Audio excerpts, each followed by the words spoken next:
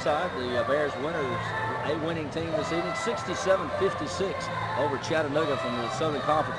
Coach, I don't know what it is about Southern Conference teams, but we just won the league. We did. We're 3-0. Won the league. But we tend to bring out their best three-point shooting early on. Yeah, they did. They shot it really well early. I didn't mean to cut you off. That's fine, Coach. Go ahead. But they shot it. We knew they could, and they have amazing capability. But, I mean, we went a long stretch. About that 8-minute second half, we held them scoreless for about 8 minutes.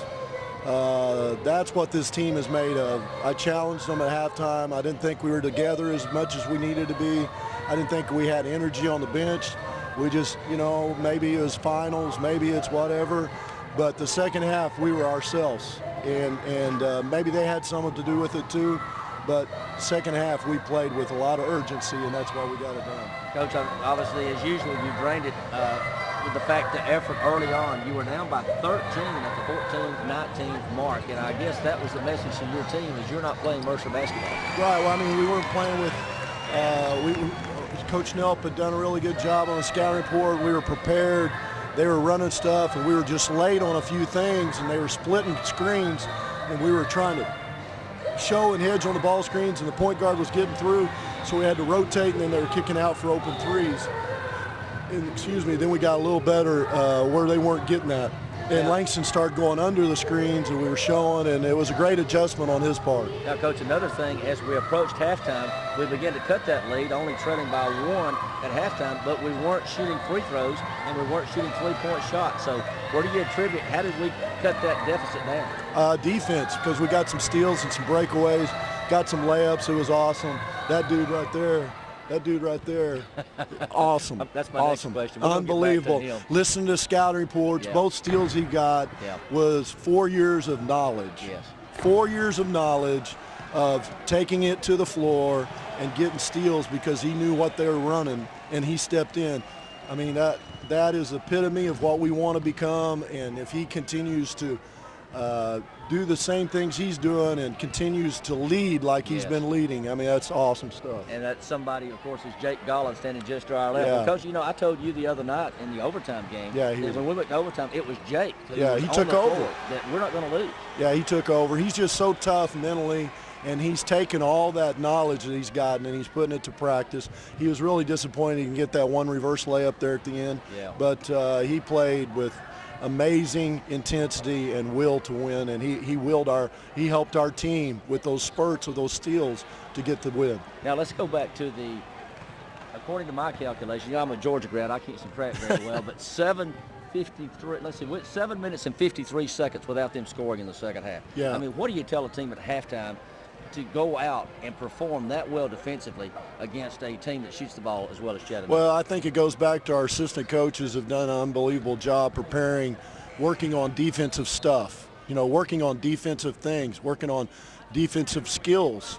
And we continue to get to where we need those individual workouts that those assistants have done. They continue to believe in. Our guys have wrapped themselves around. I mean, the deflections and the getting. We had 12 steals tonight again.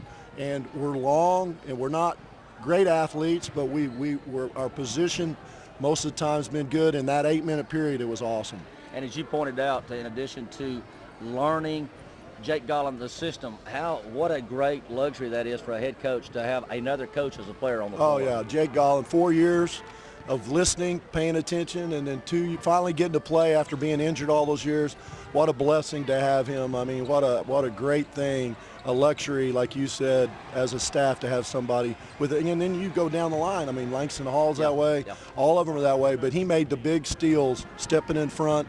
When we called it, they called a play. We scouted. We called what they were running.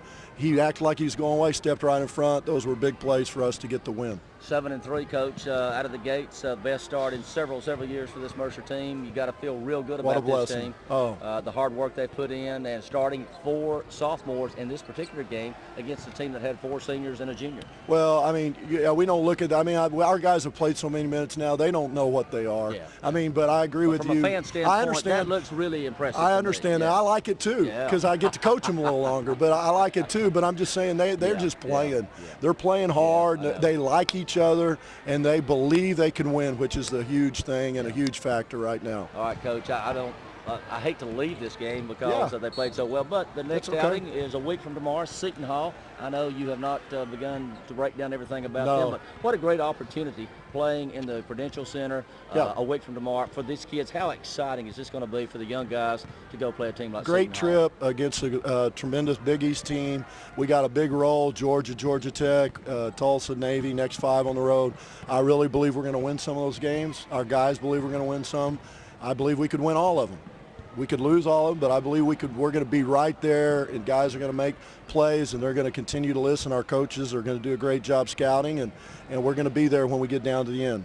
All right, Coach, great job here this evening, allowing Chattanooga not a single what a blessing. Point for Thank you, 8 Lord. minutes in the second half, winning this evening. Final score 67-56. Well, go Bears, baby, go Bears. You heard it from the head man himself. The Bears will be back on the road starting tomorrow, a week from tomorrow, against Seton Hall. Now, that's a 12 p.m. start time. Originally, it was listed at 7 many months ago, but mark your calendars. Tip-off will be at 12 o'clock a week from tomorrow when the Bears travel to Seton Hall and then play Georgia and Georgia Tech in that 3-game series in 5 days. But good news here this evening from the University Center. Final score, Mercer 67, Chattanooga 56. You've been listening to the Mercer Bears BB&T Sports Network.